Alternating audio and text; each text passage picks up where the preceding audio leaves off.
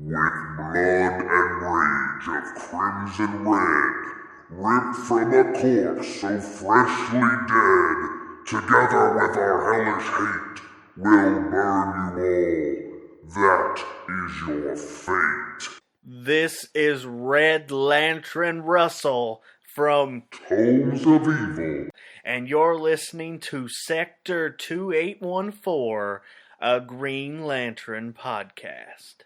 Hi, this is Phil, and I'm here to tell you all about the Capes and Lunatics Patreon. Don't miss out on our comic book creator interviews, including our monthly Chichester chats with comic book legend D.G. Chichester, superhero movie brackets in our search for the worst comic book movie of all time, and many, many more specials, all completely uncensored. Access starts for $3 a month, full video when you pledge $5 a month. Check out the link in our show notes or go to patreon.com/CapesandLunatics. Hope to see you there. This is Luke of Perich, and you're listening to the Capes and Lunatics Sidekicks podcast. In brightest day, in blackest night, no evil shall escape my sight, but those who worship evil's might. Beware my power. Green Lantern's light. Hello and welcome back to Sector 2814, the Green Lantern podcast. I am Phil. Joining me as always, Master of the Core it is. I am Will. Hi everyone.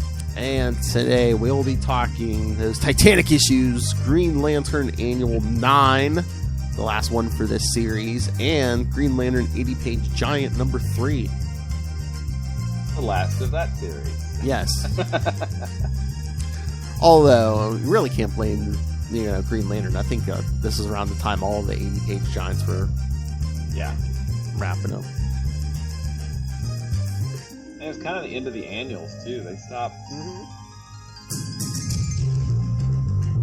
I think around this time, Marvel started doing, Avengers 2000, Avengers 2001, or, what's the title, instead of annual.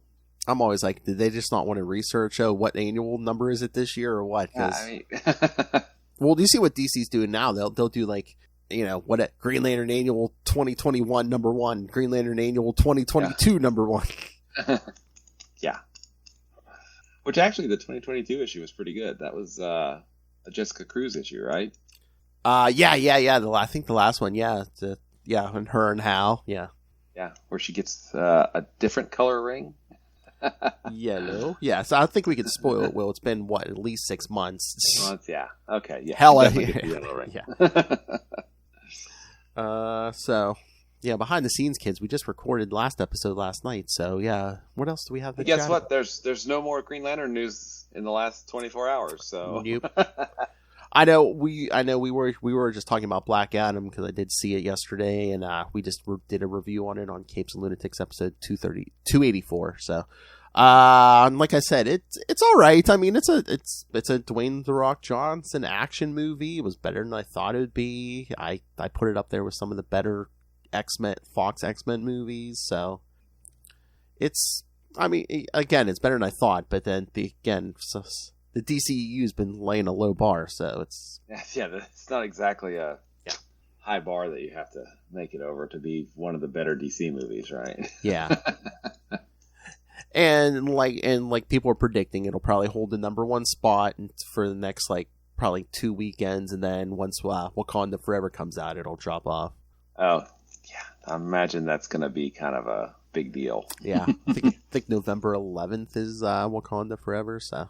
Cool. Very cool. So you give it, it's worth seeing, right? I give it a B-. Oh, that's good. Yeah. Cool. Because I know we were talking about Dr. Fate and Hawkman, and yeah. You mentioned that those were, you loved how they were done. Oh, yeah. I love that. Yeah, those two were my favorites in this movie. Yeah. Yeah. Nice. Dr. Fate and Hawkman, yeah. Hawkman, and he has a nth metal ship. He even says, even down to the screws, the whole thing is made out of nth metal, so it's indestructible. Nice. I'm like, I'm guessing he's Thanagorian, but it's like, we really don't get into much background on the JSA or anything, but they show up. That's cool. Mm-hmm. That's very cool. Spoilers, Amanda Waller has a vested interest in stopping Black Adam, so. Oh, okay. Yes. And, yes, there is a mid-credit scene, kids, where, yes, Amanda Waller sends a big gun in to talk to Black Adam, so. Oh, I think I know which big gun that is. Oh, okay. Wow, did you come? Wow, did you come to that conclusion faster than a speeding bullet will? Perhaps. No, I'm just not very good at avoiding spoilers on Twitter. I know.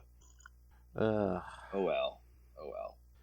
Yeah. What are these Guy Gardner issues, man? Oh, well, again, I mean, we do kind of chit chat for 5 minutes, unless you want to jump right into these. Yeah, I'm just trying to think of what else is DC news in general or anything. Yeah, because we talked Quantum Leap last time.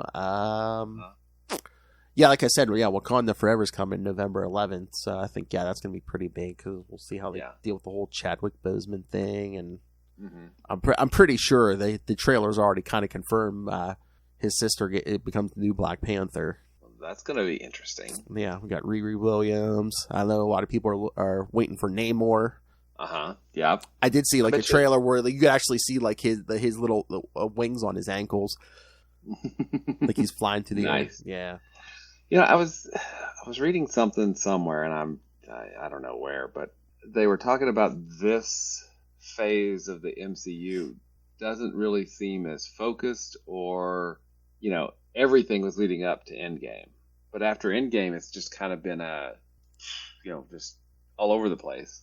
And I don't know that that's bad, because I've enjoyed a lot of the stuff that's come out since then. But they seem, at least from what I've seen, kind of abandon that overarching arc for all of this stuff. Maybe it'll come back and we'll see it, later, but I don't really see it now. Yeah, I'm trying to see if I still had the schedule, but no, remember when they put the schedule out through like 2024? I'm trying to remember, maybe it was the end of 2024, but I think they are working towards like an Avengers. I think there was like a 2-parter, it was like Kang Dynasty and like Secret Wars or something. So I mean, eventually we're gonna get to another big event, but it might be another 2 years out. Gotcha. Yeah. Well, I mean, honestly, I don't see how they can duplicate. 10 years. Yeah. Get from all of those movies up to the 2-part Avengers. Yeah, I was gonna say. I mean, you act like we just like leaped in the Infinity War and Endgame. No, that was 10 years of work put in. Yeah. Yeah, exactly. I don't know. I mean, I'm enjoying. I really enjoyed She-Hulk. I thought that was a lot of fun. Do you like the fourth wall break in the last episode? It was certainly on message for She-Hulk. I was gonna say it's very John Byrne-ish. Yeah, exactly. I have not seen Werewolf by Night yet. Have you watched that? Oh, yes, it's great. Yeah. Okay. I watched the little trailer for it, and I saw the MCU special. It looked so. I mean, they did it on purpose. The way they did it. I thought you would have jumped in just to see his buddy Ted shows up. Oh, do you know who I'm talking about when I say Ted? Ted. No. Who's Ted? Ted Salas? The giant-sized man. Oh, okay. Man, I did not know that. Yeah, I'm gonna have to watch it. Stace was like, I don't know, it's in black and white. I don't know. It's not even an hour. I think it's like 52 minutes or something like that. So it's not like a big time. Gotcha. Commitment. Yeah, it's just like one episode. I think it's like 50 some minutes long. So. Yeah, no, I wasn't sure about that. I mean, it helps the mood. It looks like one of those old, like Universal horror movies. But I mean, it's interesting. Yeah, I think you'll like it. Is one of the characters Bloodstone? Elsa Bloodstone, yes. Will they show the old the dead body of Ulysses Bloodstone? Oh, okay, cool. Yeah, which kind of reminded me of the Bloodstone hunt. Remember nice. by our old friend Mark Grunwald. Well, and she was a big part of Next Wave too. With Captain Marvel and or Photon at the time, or Spectre, whatever her name is now. I don't know. What are we calling her now? Is it Spectre? What is she calling herself? I don't know. But she even showed up in when Kelly Thompson was writing Deadpool. She was over there. Oh, and then this week, Crypt of Shadows #1. It was like a one shot. It was like a bunch of short horror stories and stuff, and she was in one of them. Yeah, her and Johnny Storm were tracking down Spider-Man, who once again has been turned into a man spider. Yes, that old chestnut. Yes, 6 arms and everything, right? Yes, and there was a story. There was a Werewolf by Night story in there, and guess who shows up in the last 2 pages, right? White Batman. So. Oh. Wait, who likes Batman? We see. Batman, my favorite character. Did we even do that last episode? I can't remember. I don't think we did. We missed one. So. Oh, I thought you were going to say, White Batman. What the F? Oh no, but Moon Knight was out. The new issue was out this week. That's good. I don't know if you're reading Moon Knight. Jed McKay is He's killing it on. Okay, cool. Heck I'll have to check that out. I think he's about to make internet memes canonical because they're delving more and more into vampires. I'm like, oh, Moon Knight's getting closer to Dracula.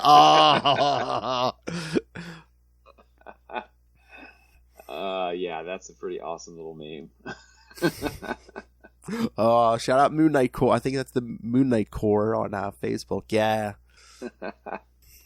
I forget. There was I think it was it from, what book was it? But they took a page and they're like, yeah, we didn't even edit this. It's from I forget which issue it is, but it's like Moon Knight and Punisher show up in the same place, and I think. Oh yeah. Frank's like, yeah. Well, he's like, how's your imaginary god? And Moon Knight's like, how's your dead family or something? Yeah, I remember seeing that.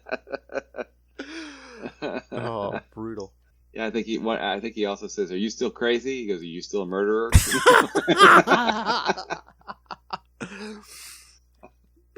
You can feel the love between them, man. So much love. All right, so should we jump into these masterpieces? Let's do it, man. Let's do it. Like I said, let's do the annual first because we're gonna have to walk through that because I don't have a synopsis, but I'll read the credits. Green Lantern Annual number 9 from September 2000, and like I said, this is the last annual for this volume. So, Mother of Heaven and the Lady of Battle. I don't know why they separated it into 2 parts. It's the same story. Did they have different artists for the second part? I was gonna say it is different artists, same writer, different artists. So maybe just because it's I don't know, maybe just for the artist. But yeah, because both parts are written by Tim Truman, who I'm not familiar with. He's done a lot of DC stuff, Hawk World, Hawkman series. Okay. He did. There was a first series. Was it First Comics or something? There was a series that he and John Ostrander did, and I cannot remember the name of it. It'll come to me later. But yeah, he's been around quite a bit. So yeah. Yeah, but yeah, no, Pamela Rambo does the colors for both parts, letterer Albert de Guzman on both parts, but yeah, part 1, the penciler is Coy Turnbull, and the inker is John Lowe, but then in part 2, the pencils and inks are done by Paul Ryan, so. Yep. Who unfortunately is no longer with us. Yeah. We're getting old, Will. All our heroes are dying off. I mean, I had no problem with the art in either of these parts, but I mean, yeah, it was nice to see some Paul Ryan. Mm-hmm. Absolutely. Yeah. No, overall, well, we'll get into it and then we can talk about it after. But I will preface with saying that a lot of it just didn't work for me. Yeah, because I was going to say, it opens up in the Middle East at the first page, refugee camp on the Syrian border, so. Basically see what these demons almost look like demons coming out of this portal or whatever. Yeah, it was kind of disjointed too. That just happens. Okay. Yeah. Yeah. So yeah, they're attacking the people there, but then 2 months later, we see this group digging the Syrian desert, 150 kilometers south of the Euphrates River. Where it's this woman and 2 men, and they're doing an archaeological dig or something. Yeah, I think so. But then they get attacked by these soldiers. But yeah, it's just as they're about to shoot them. Oh, look, Cal just happens to show up. Yeah, that's one of my problems. In the Syrian desert, yeah. I'm just, hey, whatever. Felt like the right thing to do. I mean, I think I would buy it more with Superman, because it's like, when does Kyle do global patrols? Never. I mean, we don't see him leave except for going up to the moon, but leaving the country a lot, except for that. What was that one that special with him and the Ray when he went to Japan? Mm-hmm. Yeah. Yeah, that's pretty much it. That would have been a good excuse. It's like, yeah, I had to drop another art job somewhere. Yeah, exactly. But they didn't even. I mean, they didn't even try. Yeah, I know. Like, oh, hey. Again, a lot of this is abrupt. It's just like, oh hey. Yeah, and then it gets even more abrupt as we go. So we'll just keep on rolling. Well, it's like just a coincidence he shows up on the other side of the world when he never does, and then it's like, oh hey, hey, here's someone I know. Yeah, and she recognizes me. And again, well, I mean, I kind of buy that just because she was just like, I'm an artist or whatever, and Uh-huh. And she said, I've seen you in a mask before, I guess for whatever project. So, okay, I again, comic book logic, glasses and Yeah. I buy that part. But yeah, I think you're stretching a little thin with, oh hey, Cal just happens to show up in the middle of the desert. And I just happen to know the person, and she just happens to be descended from Owens. And sorry, I'm spoiling that. Go ahead. Because he never says why he just shows up, does he? Just felt right, man. I just felt like I had to go. Like, okay. Like I said, I'd never read this before until like a few months ago when I bought it out of a back issue bin. And like I'm reading, so like this is kind of fresh in my mind. Like I was reading through this the first time, and I was like, "Oh, is he going to say something like, oh yeah, I was coming to see you or something?" No. If it's like, oh hey, I made arrangements to come visit my old college buddy or art school buddy or something. Okay. Yeah. I mean, at least it's flimsy excuse is better than nothing. Exactly, but whatever, right? And I love how she just keeps shouting, "Oh, it's you, Cal Rayner," and he's like, shut up." I love that other guy. He's like, "You're not gonna have to kill me now, are you? That I know your secret identity." And Cal's like, "Nah, I'll just rough you up." Yeah. Yeah. I mean, and she's superhero. What part of that? And I love how she's like vouching for her friend. She's just like, what is it, Sala? She's just like, she says, "Oh yeah, we've done a lot of illegal stuff together. I trust him with all my secrets." I'm like, "Oh yeah, that makes me feel, that puts me at ease." Exactly. Yeah. Lots of liberties taken here, kids. Oh, and it gets even better as we go. Oh yeah, because they start digging into that tomb or whatever, and they find a giant door. That has Kyle's symbol on it. I was gonna say not a Green Lantern, not the old Green Lantern symbol like you see if you're watching on the screen of that one. No, Cal's actual symbol, which didn't exist until he he created it. I was waiting for another excuse, people trying to retcon and saying, oh, maybe he was influenced by something in the ring or something. No, it's just, oh, hey, there's my symbol on an ancient door. Let's open it. Yeah, and then we see more of those blue demons. But yeah, they drag Sala through that portal or whatever, so Cal has to go save her and her friends. Oh, look, a familiar name, Erishkigal. Yeah. That'd be sorry. That's a Quasar joke, people. I know. Go watch it on our YouTube channel. That'd be funny. That'd be funny if it was the same character, buried alien. But it's, because they were like, at the that whole crossroads dimension where there was just portals to everywhere. She just got knocked through a portal and landed in ancient DC. So yeah, more ancient villains monologuing. Okay, but they start monologuing. They reveal something that just I'm like, okay, wait. Well, apparently they're Owens too. Yeah, just like the controllers, they're like an offshoot of the Guardians or something. Yeah. So what bothers me about this is that, we broke off from them about 20,000 years ago, whatever. I feel like, and especially when we get into the annual. Yeah. Wait, into the 80-page giant. Sorry. The time is just they don't. The Guardians have been around for literally billions of years. The Green Lantern Corps has been around for millions of years, I believe. Right? Yeah. So, I don't know. Because if they just split off a few thousand years ago, then the Corps would have already been around for a really long time at that point, and I don't know, man. Yeah, because they say, they talk about the Guardians and the controllers and like how the controllers were more proactive, and they departed Oa and wandered the universe, seeding many worlds. Among those was the planet Earth. We were among the Owens who stayed here. I was like, really? it didn't work for me at all. It just totally threw me out of the story, and I'm like, what? Yeah, This doesn't make sense. It's like, do we have to connect everything to the Guardians? Yeah. This couldn't just be like a supernatural threat, you know? Mm-hmm. We who settled on Earth had obtained great powers during our quest among the stars. Settling in a land called Mesopotamia, we became as gods to the mortals who dwelled there. Alas, has had occurred on Oa, division, blah blah blah, occurred among us. We made the mistake of murdering the husband of our cousin Ishtar. Seeking revenge, she enlisted human allies. Among them was the hero Ninurta. And basically, you know, they say it was a more they created him a more primitive version of the Green Lantern ring. So okay. So we had another Green Lantern ring on Earth before the one that eventually becomes Alan Scott's ring. So Exactly. It's just it becomes a little much. It becomes a little much. I mean, people just like try to like start stacking prequels on stuff because like even now in like the current Avengers book, like we had like prehistoric Avengers, and you know it's just like why can't we just have the heroes we started reading be the just and Truman's typically a better Grimjack. I remembered it.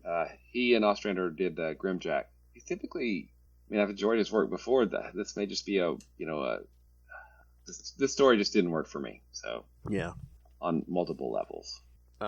So basically, so Sala gets transformed into Ishtar, goddess of battle. Mm-hmm. Although I'm guessing by the cover, her code name is her first name, Sala. I don't know. Exactly. I'm like, well, wait a minute. So she's calling herself Ishtar or Sala? I don't know. Does she want a secret identity? If so, using her first name as her secret, as her superhero name might not be the best choice. I'm just saying. That's like for a few months when in the Young Justice book, Bendis had Tim Drake going by the name Drake, and put him in a brown costume, like a duck. Bendis. There may be plans, William. I'm not sure, but Lilith and I were talking about it. Maybe by Capes and Lunatics 300 next year, we may do a mock trial of put in absentia, put Bendis on trial for his crimes against comicdom. Oh, I'm sure he does his best. It's just he used to. It doesn't always hit, or it doesn't always land. Perhaps the way he expects it. Bendis. Bendis will never see this, but it was like, oh, I'm not even writing any of these things. Why did you come up with this?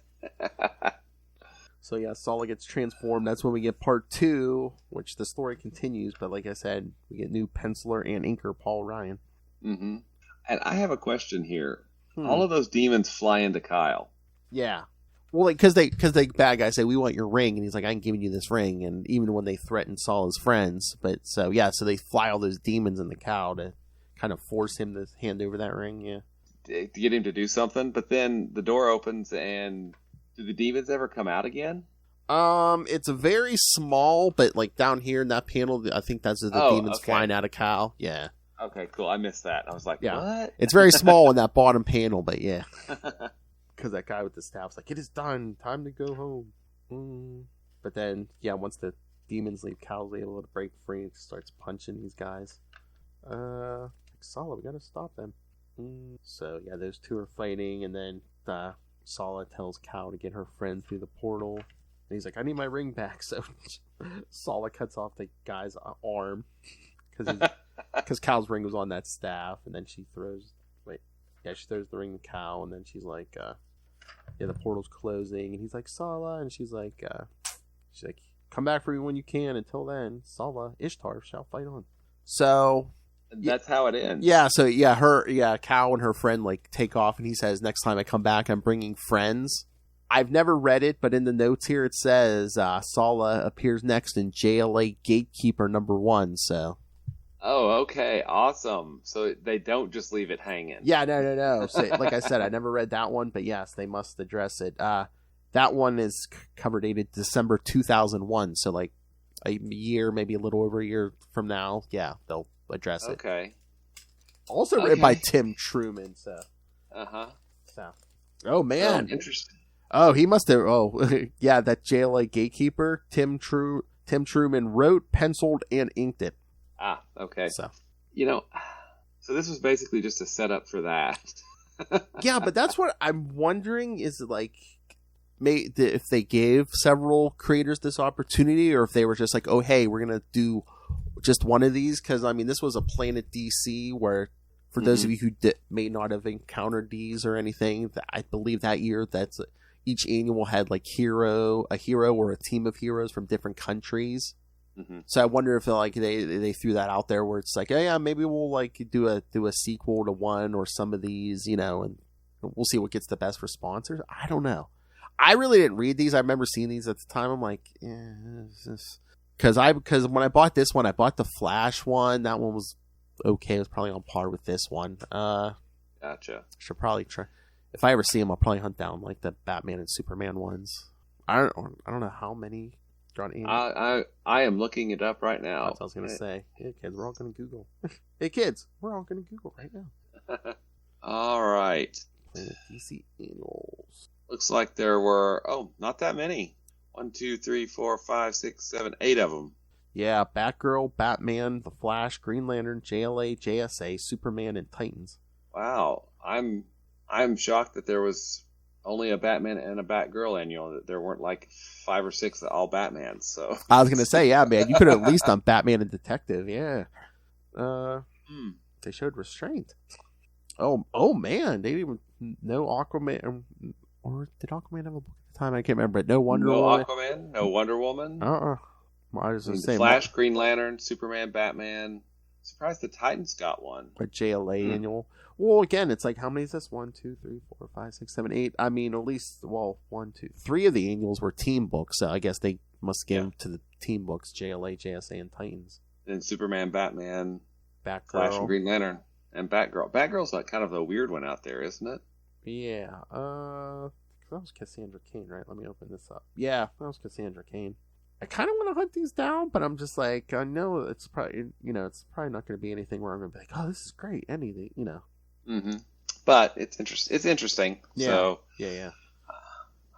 But yeah, these Planet DCs, this was the final DC event held in annuals. Other company-wide crossovers later came in the form of miniseries or tie-ins. So they went out with a whimper, huh? Pretty much. Yeah. Nice. Sorry, that was... But like I said, I mean, at least they followed up on this one. I'm not sure if they followed up on the other ones. Huh. Interesting.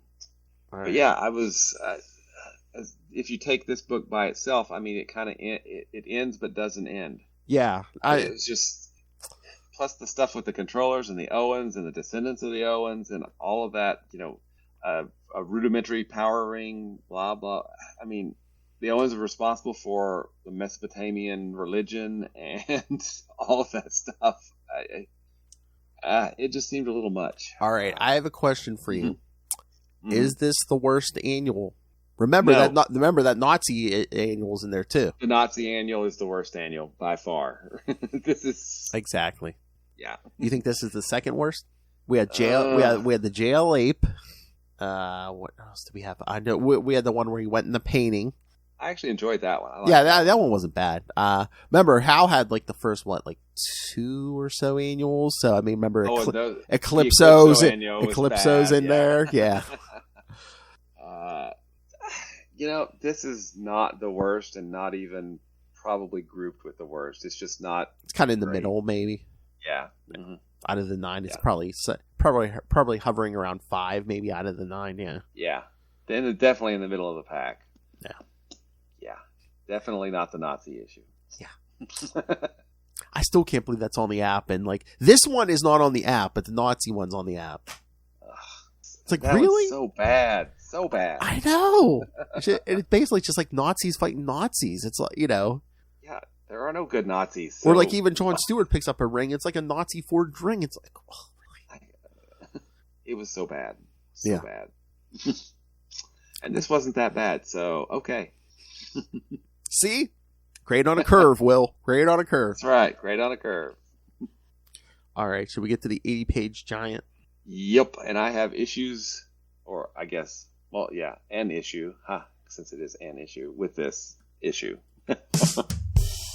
But yes, I do have a synopsis for this one. So yes, this is the last 80-page giant, kids. Green Lantern 80-page giant number 3 from August 2000. So what was that other one? September. So this might came out the month before that annual. So so we got, oh my god, we got these stories back to back. August, September. Oh my.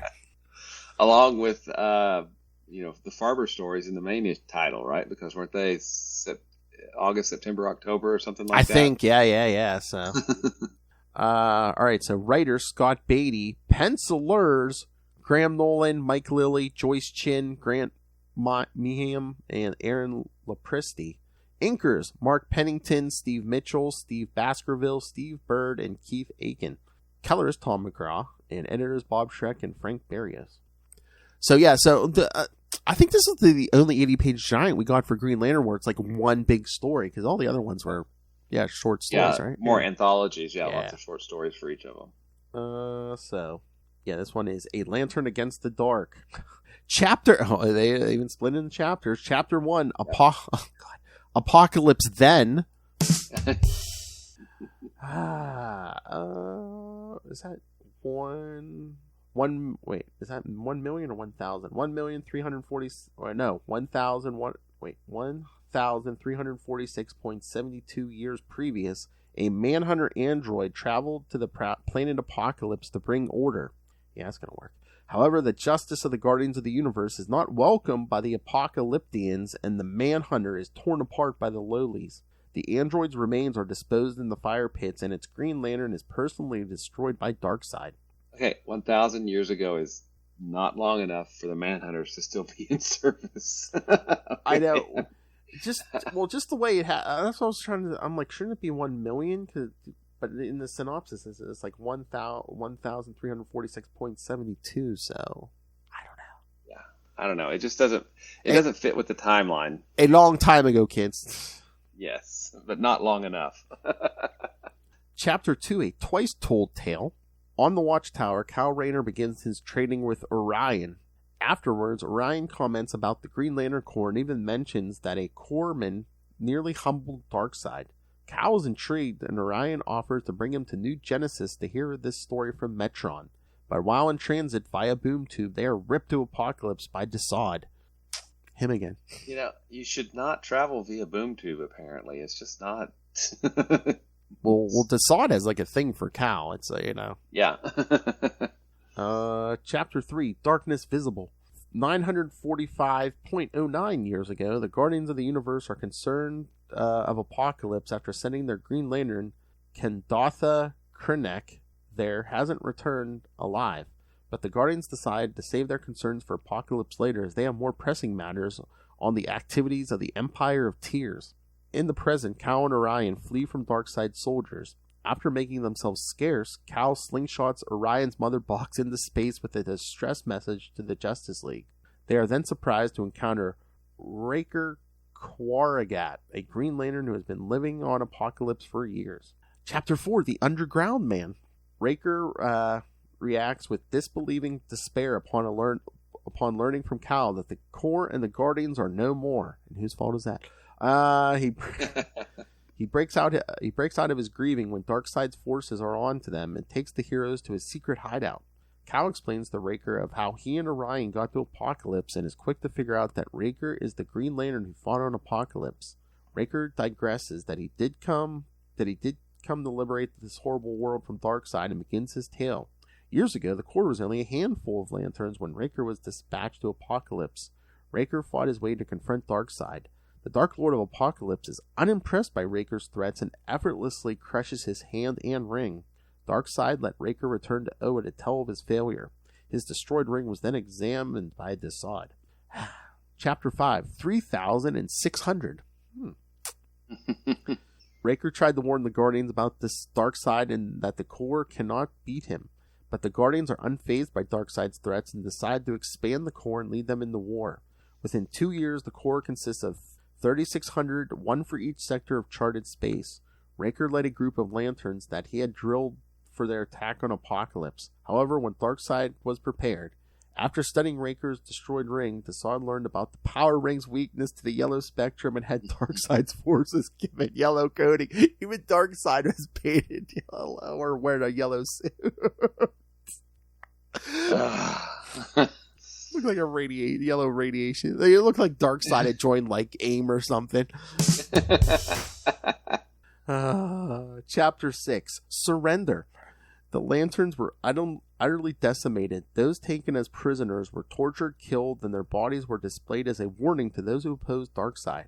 Raker and the surviving Lanterns, cut off from recharging, used Apokoliptian weaponry to launch a desperate attack on Darkseid. The attack was interrupted by the Guardians, who had come to offer a truce with Darkseid, much to Raker's shock. The Guardians realized that Apokolips is so far removed from the galactic core they policed, and Darkseid is better off ruling his world. Darkseid agreed that as long as the Corps do not oppose his rule, he would not interfere in their patrolled sectors. But on one condition, Raker is to remain on Apokolips as his prisoner. Yeah, that sounds like something the Guardians would do. Actually, kind of. I still think it's crappy, but... Yeah, but it's the Guardians. Yeah.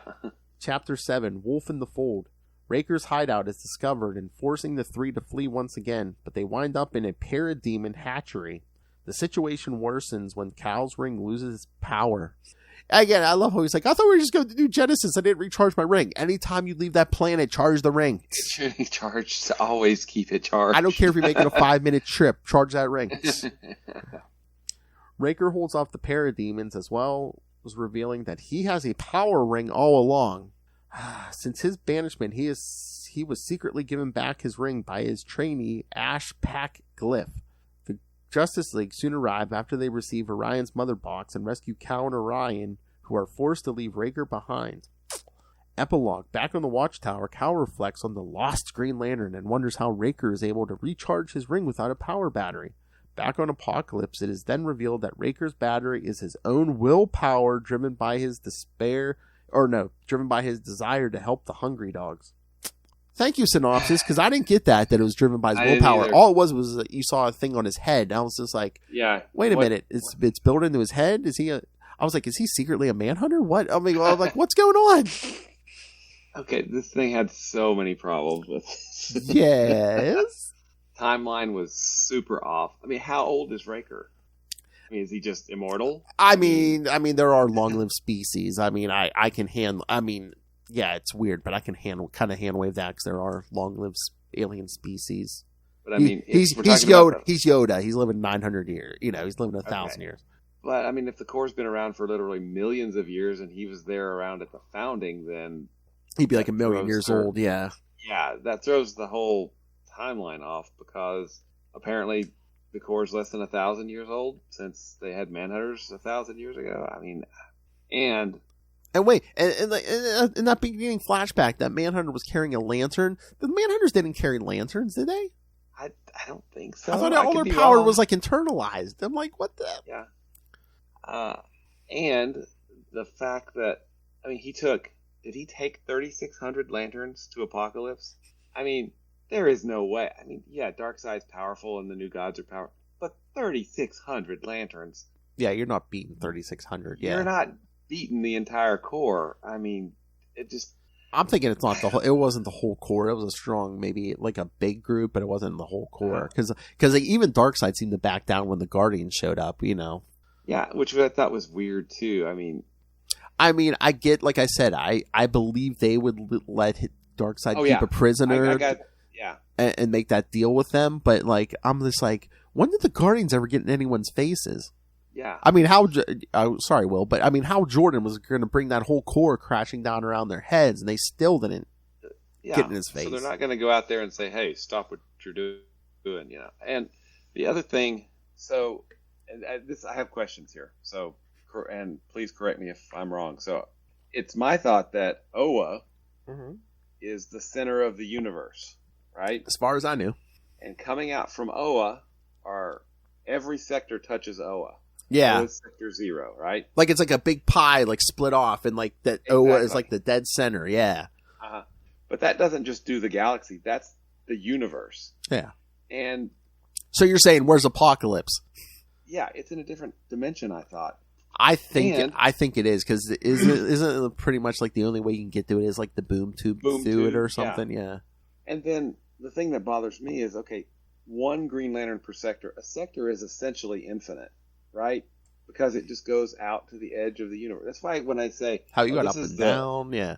Yeah, I mean, it's a slice. It's a 1/100th slice of a sphere, right? That goes out to the edge of the universe. And do you know how many galaxies are in that slice, let alone planets? I mean, it's insane. One Green Lantern could never patrol an entire sector. Yeah. So I thought it was explained poorly, but I thought it was more along the lines of, Darkseid, we won't interfere with you as long as you keep your ass on your own planet. We won't. Mm-hmm. Yeah, it's basically, stay here. Don't be. Well, so this is what bothers me about, kind of the edict that there's, that's 7,200 lanterns is too many lanterns. Like, no, it's not. Not for the size of the universe, no. Not for the size of the universe, because you're talking about every sector is 1/100th the size. It's 1% of the universe, right? There are trillions of galaxies, right? So, and each of those have trillions of stars in them. There is never going to be a time. I mean, if you send, we don't know how fast Green Lanterns can travel. Apparently, it's pretty fast. But if they're out into the universe, do you know how long it would take to draw all of those Green Lanterns back? What is the problem with having them out in the universe and letting them do their thing? Why? Yeah. I've never understood that. Yeah. You've got to get fewer lanterns. Why? Because the universe is so vast. You're never gonna. And there may be some exceptions, but I assume most of your lanterns have to sleep at some point. Yeah, exactly. I mean, that's one of the things that really kind of annoyed me about Jeff Thorne's run. And it's not his decision. This was a decision by editorial, so it's not a criticism of him. It's a criticism of why feel the need. 1/100th of the universe is still more territory than anyone can even conceive of. If you wanted to really guard the universe, maybe you need 36 million or 36 billion. I was going to say, who cares if there's 3,600, 7,200? They're never going to name every single one of those Green Lanterns. So it's like, who cares what the number, I mean, and I really liked the 7,200 because you had a primary and a secondary, and then, you still had honor guard. But I guess I'm a little frustrated at this point because huge systemic changes were made to the underlying concept of Green Lantern in the last series, and we don't know what that means. And we've been left hanging for months at this point. What does it mean that, are there good emotions and bad emotions? Because it looks like only the quote unquote good emotions are now charging on, Oa. But hey, Ray, and maybe greed is not, but there's certain. I don't understand. I really don't understand. And you know what they need to do? They need to keep kind of like a Bible for the Green Lantern Corps now, where it's like, whoever the editor is, and then when they switch editors, just hand it off. It's like, name what Green Lanterns are in which set, or in each sector. Each time a new writer comes in, you can, if you want to create a new Green Lantern, say, hey, Sector 65's open. I can create a Green Lantern for Sector 65. Or 1382. Or whatever one's open. I mean, there's at least there's 3,600 sectors. I'm sure we haven't named all of them. And again, sometimes they die anyway, so it's like that was, and I know I totally derailed this, but that's one of my frustrations. The universe is so vast. Yeah, 3,600 or 7,200 lanterns are never going to be able to effectively patrol all of it. Yeah. What's the harm in having them and dispersing them throughout the universe? I mean, we know that it took Jo months to get back from Far Sector. Yeah. Because she was at a... I mean, there are long distances, but there's a lot of it that, like, large patches of space are basically lifeless and barren, too. Empty. Yeah. Yeah. Mm-hmm. But, then you have, your sector could have multiple galaxies in them, and then they're going to have lots of planets. So you're going to have to figure out where are the planets that have life, where are the galaxies that have life in them? I just wish they would be a little more systematic and thoughtful with, and the other thing, and I've become increasingly uncomfortable with Space Cop. Yeah. I'd like to see them, kind of more as a first responder type thing. We go in because people need help. That's what we do. Yeah. We're not there to arrest people. We're there to save people and, try to fix things. Yeah, you have so many Green Lanterns, you could do both, but yeah, I think the first responder idea is a good idea, and then I do another book. You could do straight up superhero. Mm-hmm. Yeah. But I think the space cop thing is kind of, especially in this day and age, it's just like, yeah, no, let's not do that. Yeah, let's not do that. But anyway, I totally derailed us. So no, that's okay. What, you wanted to talk more about these books? Not really. But the timeline is totally wrong on this, and it really bothers me. I know. There you go. Is that just come from people who don't write Green Lantern a lot? It's just like, you would think that the editor would, why isn't there a Bible? Hey, yeah. We know this has been established that the Manhunters did this 1 million years ago, or 2 million, however long it was, right? Yeah.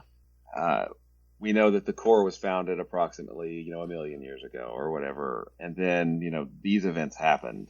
And because if you think about it, if the Guardians have been around billions of years and the Corps has been around millions of years, it's been blown up, recreated, restarted, blown up, recreated, restarted, like what, 5 times in the last in the last couple decades. Yeah. Yeah.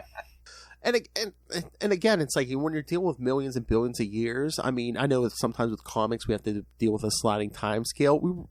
We can really set that a billion years, and it's going to stay that. Yeah, exactly. I mean, it's not like, was Tony Stark in Korea, Vietnam, Afghanistan? Yeah. No, it's 1 million years ago, 1 billion years ago. It'll stay that way. The Guardians don't age, okay? Or they do. Now and again, gone. when we're dealing with a number that big, it's like, 1 million years ago, that's not numbers. We really don't need to shift because there really wasn't that many people around that. Yeah, exactly. Who's going to know what happened 1 million years ago? Nobody on this planet. Exactly. And there are some, and there were some things that I really kind of liked about Thorne, establishing the Crux worlds. Yeah, I thought that was cool. Banshee being a Crux world that was lost, that played into John.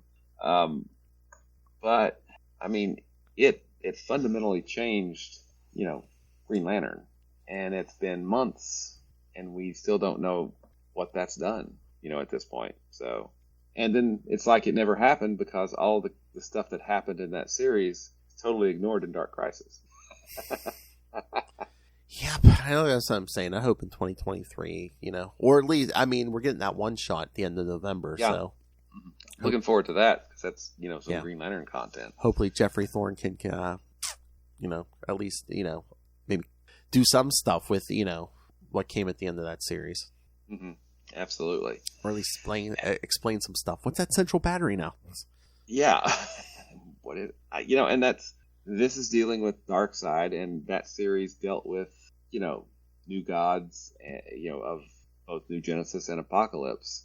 So, that there are things I think that go really well with Green Lantern, but I don't think the New Gods are one of them. I've never liked that. That pairing. Yeah, it just doesn't. It doesn't work for me. I'm sure it works for some people, but it just doesn't work for me because that was always, Apokolips, New Genesis were always kind of separate. You could boom tube there, but it wasn't. It was its own thing, right? Yeah. But now it's all over Green Lantern, right? Yeah. I think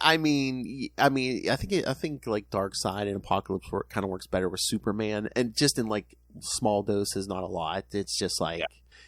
It's like here in any planet, Superman could fly in and take out any dictator. It's like, he goes to Apokolips to try to free those people, which, he tried to do before, but it's like, there's a good chance Darkseid might kill him. Yeah. So, there's a reason Superman doesn't free the people of Apokolips, because it's like, well, Darkseid, there's a good chance Darkseid could kill him. Mm-hmm. Well, on that cheery note, William, anything else you want to talk about? This brought up a lot of stuff, didn't it?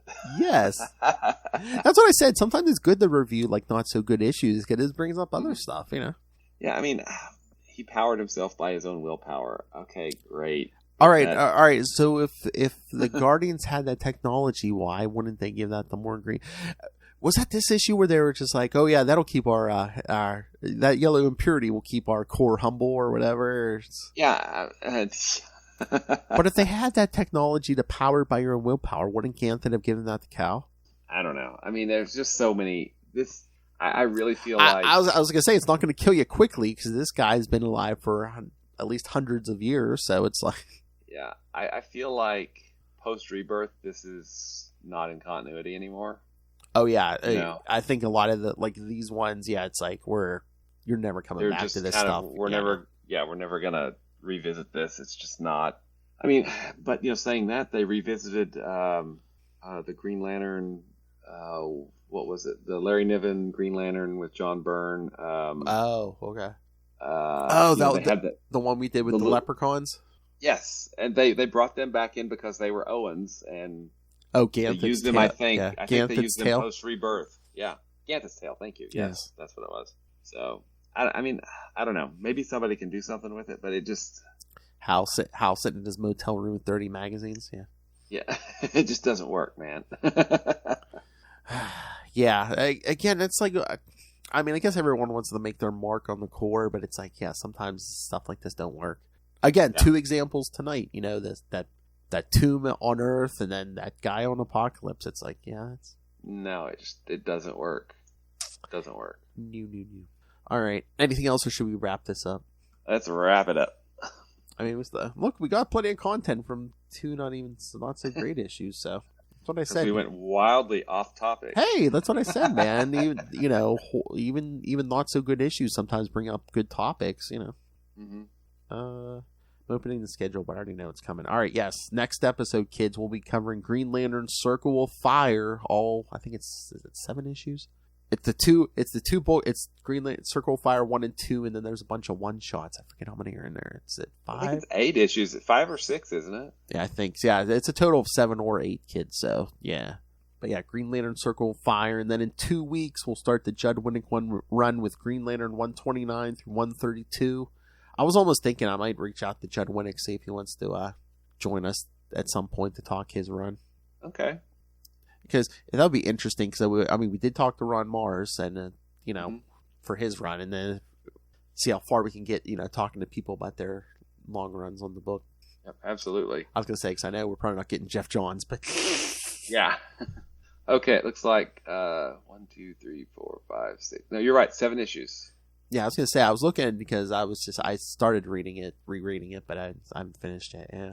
So it goes Green Lantern Circle of Fire number 1, Green Lantern and Adam Strange number 1, Green Lantern and the Atom number 1, Green Lantern and Firestorm the Nuclear Man number 1, Green Lantern and Power Girl number 1, Green Lantern and Green Lantern number 1, Green Lantern Circle of Fire number 2, and then it looks like there's a 2-part epilogue in Impulse numbers 68 and 69. Oh, maybe I might have to read those. I don't think I've ever read those. I don't remember. I'll have to look at them too, just because. Yeah, if they're on the app, I'll take a look because I've never read them, so we'll have to see what that's all about. Mm-hmm. I thought it was wrapped up in Circle of Fire number 2, but I guess we'll see. I think it is. It's just it just says an epilogue. Maybe they're dealing with something in there that came out of it. Maybe. All right, so yeah, kids. So yeah, send your thoughts. Circle of Fire. We'll start the Judd Winnick run in 2 weeks. Email us, CapesandLunatics@gmail.com, or call the voicemail 614-382-2737. That's 614-38-CAPES. And remember, you can find Sector 2814 on Facebook, on Twitter. Join the Green Lantern Facebook fan group. Find links to all the various social medias for all the shows we do. And we have 2 new shows coming in 2023. So stay tuned to the social media for updates on all that. The YouTube channel, that's right. Everything we do gets a video up there, and like we said, we talked about our old Quasar show, The Quantum Zone. So, yes, every episode of that is up there on the YouTube channel. That's a nice handy-dandy playlist, so you'd be like Ray and listen back to all over 150 hours of The Quantum Zone. So, yes, most of those live reads, kids. So, yeah, it's very entertaining. Yeah, there's some great content in those live reads, which you're going to hear in just a moment, I'm sure. and even great, just discussions on superheroes like we do here, like on comics and stuff. But yeah, more focused on the Marvel side. What about our Quasar podcast, The Quantum Zone? Tell them about that. So yes, kids, that's all on YouTube. So smash that subscribe button so you can check out all that and more. Smash it! And of course, the Patreon. Yes, once again, we are paying for this out of our own pocket. Every little bit helps, but $3 to $5 gets you early access to creator interviews, including the monthly Chichester chats. I got the good mic out for you guys. And superhero movie brackets. It's almost done, William. Free at last. I'm almost free at last. Yes, next week we're going to record the October episode, which will be Spawn vs. Meteor Man. And then in November, we'll pick a wiener from the 3 contestants. So, and oh my God, Lil said all the patrons can vote on what we are going to do on the Patreon next year. So yes, if you want in on the voting, subscribe to the Patreon. Get in on tell us what to do in 2023. All right, and pick up some Capes and Lunatics and Capes and Lunatics Sidekicks merch. Find that all at Linktree, linktr.ee/Capes and Lunatics. All right, and while he has not been marooned on Apokolips for 1,000 years, it just feels like it. Matt Kona, hopefully we get our dear departed friend back. Well, it sounds like he's dead. No, our missing friend, yes. So until then, follow Matt Kona on all social media, MATTKONA. Yes, stand-up comedian. So yes, you know you're going to get funny content. Suck it, Miller. Like that. See you later, bunkies. Or When he gives me his bone. all right. And now for the brains of this outfit, Mr. Will Allred, master of the core, master of the Quantum Zone, master of Kickstarter comics, becoming quite the master of podcasting himself. And I don't know what else he does in his spare time. What spare time he doesn't have. Mr. Will Allred, where can people find everything Will Allred? You can find me at Wallred. That's at WALLRED at Gmail and Twitter and Facebook and other social media that I probably forgot that I've set up. You can find out more about the comics that I write at crossoverdivsion.com, which is Crossover Division number 4 is hopefully going to be going to the printer real soon. And then also at Diary of Night at diaryofnight.com.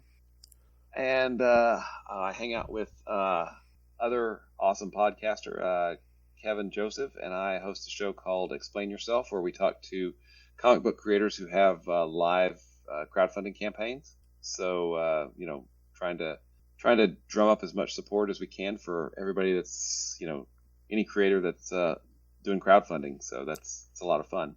And obviously you have great taste.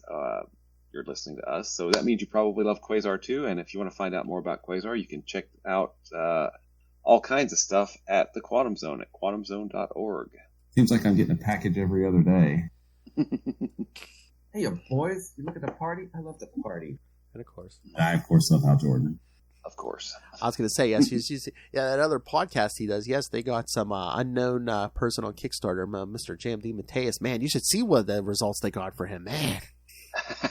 Yeah, I don't think that was us, but yes, I'm happy he did both our podcasts, but it's just like I don't think he needed us, Yeah, he's doing a really great job on the campaign trail for over at Kickstarter, so that's a good one. I mean, I'm happy for him because he's done he's given us so much work, and it's just like, I know people are doing half the work for him, like the business end of stuff, but I mean, just imagine, like I said, he's doing 4 books at once.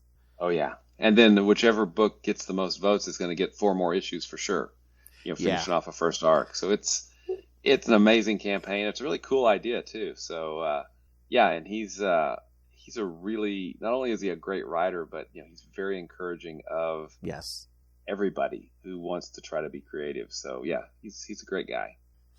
Yeah, like I said, I think he's the only one who's ever reached out and was like, "Oh, hey, can I, talk about my Kickstarter?" I'm like, "Oh, yeah, you can right now, sure, whatever you want to talk about, sir."